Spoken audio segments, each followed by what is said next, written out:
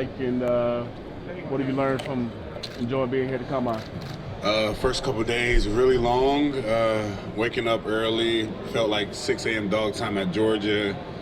But I mean, it's been a great experience meeting all my peers and all the guys around me that are in the same position as me. It's a blessing to be here, honestly. I'm just trying to take it all in.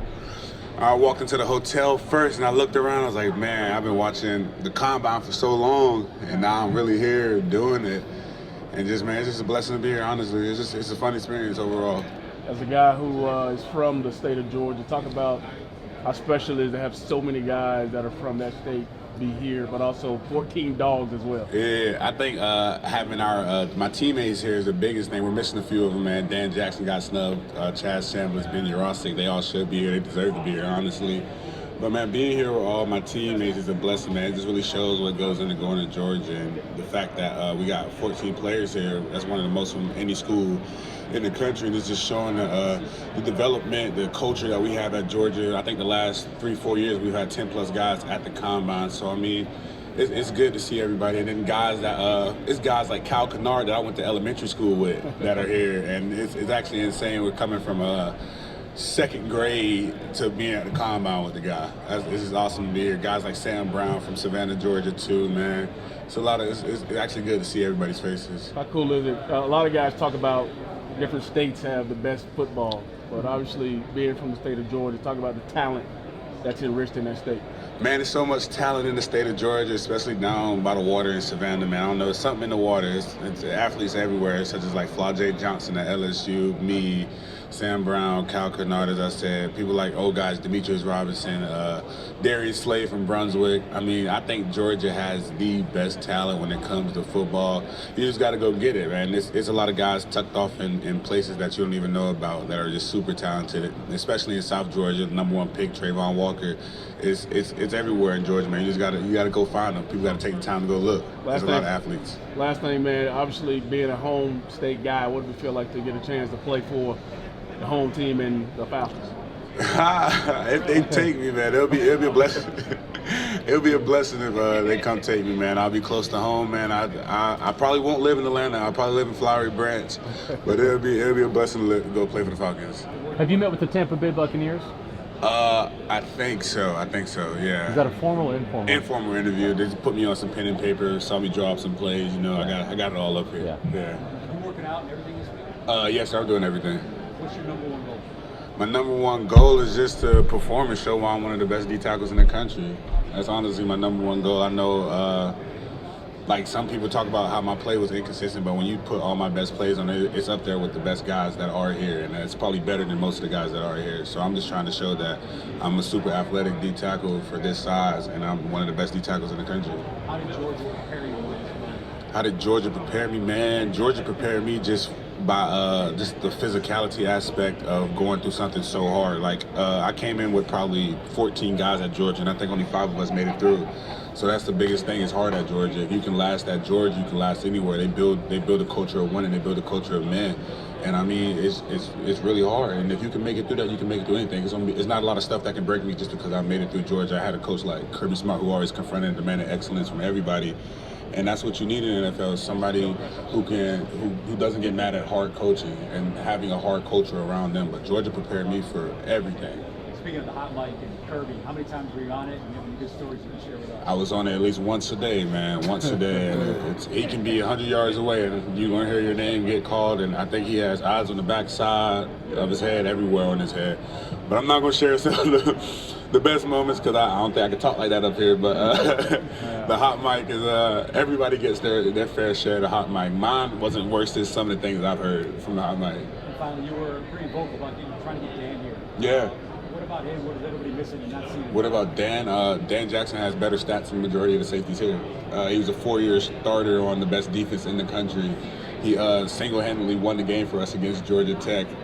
He has more interceptions than a lot of guys here, and I feel like he's one of the best safeties in the country. He definitely deserved to be here. I really don't know why he got snubbed. I guess because he's a walk-on, but that walk-on has played better than some of the guys they have here.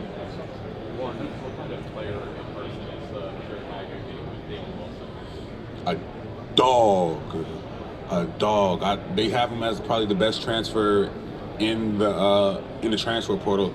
Damon Wilson is a freak athlete, freakishly athletic, man. That's a steal, man. Damon, I feel like he's the best edge in the country right now. They got a dog, like a dog. Yeah. Have you met with the Steelers? And if you did, what was your impression of them? Oh, it was fun meeting with the Steelers. Honestly, man, they were cool, bro. We were just talking about the guys up there at Georgia, like Broderick Jones, Darnell Washington, George Pickens. Man, the Steelers was cool, man. It's a lot of good energy. It's probably one of the best ones I actually had when I was talking to them. The energy from the coaches were amazing. I mean, nice dudes, wholesome, and you can tell it just wasn't anything fake, bro. There were some cool individuals right there. Was that formal or informal? It was an informal interview. We talked for like 20 minutes. What's your impression of Mike Tomlin? I haven't talked to Mike Tomlin yet, but I heard Mike Tomlin is a cool guy. My financial advisor at Truist Bank is actually Mike Tomlin's financial advisor. So he says Mike Tomlin is super cool, straightforward. And I mean, he's a Georgia Bulldog too. His daughter goes there. Yeah. Warren, you talk a lot about how Kirby Smart coached you. What about Trey Scott? What did he do for you at all? Trey Scott, man, he has I call it continual development. He's not gonna let you get stagnant in your process. He's not gonna let you think that you've already arrived, because nobody has ever arrived. And I mean, Trey Scott was the same guy that recruited me in July 2018, and the same guy until this past January after the Sugar Bowl. Man, Trey Scott is an amazing coach. I think the best defensive line coach in the country. And I think if kids really truly want to learn how to play football and develop, they would go to the University of Georgia and get coached by Trey Scott, because he turned me into an amazing football player, helped me develop a love that I didn't know I had for the game of football, man. Trey Scott, he honestly just changed my life. No, I didn't. I was about to meet with the Cowboys, but they didn't schedule me, so another team came and poached me. Yeah.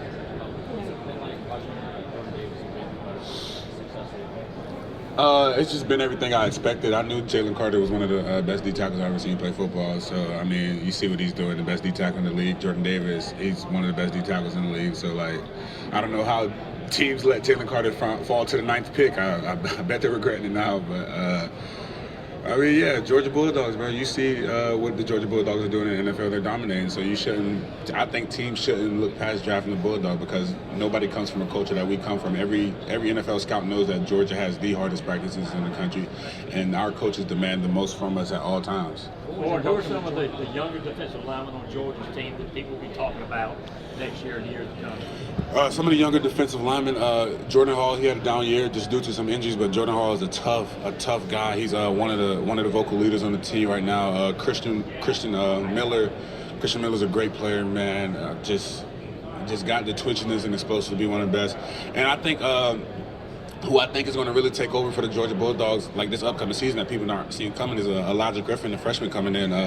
Elijah, man, I've known Elijah since 8th grade, and you look out. Just look out. What is about him? What is about Elijah? I mean, he comes as a 5-star guy. Our coaches have said that he's one of the best defensive line prospects they ever seen coming out of high school. And what I'm hearing about him in the weight room and what he's doing up there right now, it's matching the 5-star. When you look back on your time at Georgia, who are some of those teammates that made you a better player? Some of the teammates that made me a better player is, I'm not gonna say any individual teammates at Georgia. Everybody's together. We all know each other's why. We all know why we're playing the game. It's a big culture. Anybody can come talk to anybody. It can be from a 5-star to a walk-on guy who doesn't even get a snap. Everybody makes you better at Georgia. Just hearing people's story and what they do, and just hanging out with everybody. Like, we all hung out with each other. Everybody. It was no cliques. It was no groups. We had a great locker room structure.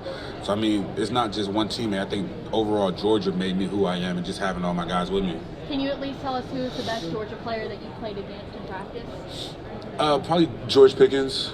Yeah, George Pickens. I mean, I didn't guard him, but man, I can count on one hand how many balls I've seen him drop in like 3 years. Or if I had to go offensive lineman, probably Tate Ratledge for sure. Tate Ratledge or Jared Wilson, man. I beat Tate a good bit of times. He beat me a good bit of times. But Jared Wilson was one guy. It's like, all right, it's like finding a 4-leaf clover if I beat him clean. Ward, have you met with the Giants? Have you met with the Giants? I don't think so. I don't think I've met with the Giants. All right, now picture this. Dexter Lawrence is on the line of scrimmage next to you. Yeah. And he's a condominium. Yeah, he's huge. How does your skill set kind of complement his? I feel like Dex is going to demand a double team just because he's so big and so strong. So putting me on the island one-on-one, my strength is pass rushing. So when I get on the island one-on-one, I should be able to dominate, honestly. If they take me, that's going to be a mismatch. I don't think two people can block Dexter Lawrence. He's way too big. And I love his trainer, Mark Hall.